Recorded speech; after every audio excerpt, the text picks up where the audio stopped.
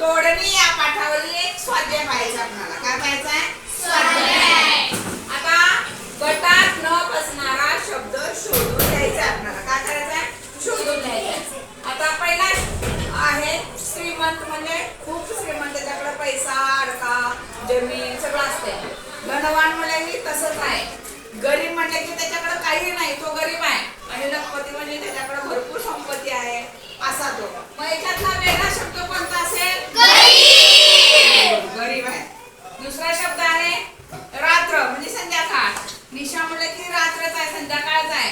प्रभात म्हणजे दिवस निघालेला, सकाळ. आणि यामिनी म्हणजे की रात्र. मग या चारीपैकी कोणता शब्द आपला वेगळा वाटतो? Very good. आता तिसरा आहे अशिक्षित, म्हणजे न शिकलेला. निरक्षर म्हणजे तोही न शिकलेला. अंगठा भादर म्हणजे तोही न शिकलेला. आणि शिक्षित म्हणजे शिकलेला. मग याच्यातला वेगळा शब्द कोणता?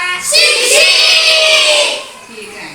आता पुढचा आहे गवसणे, म्हणजे मिळणे.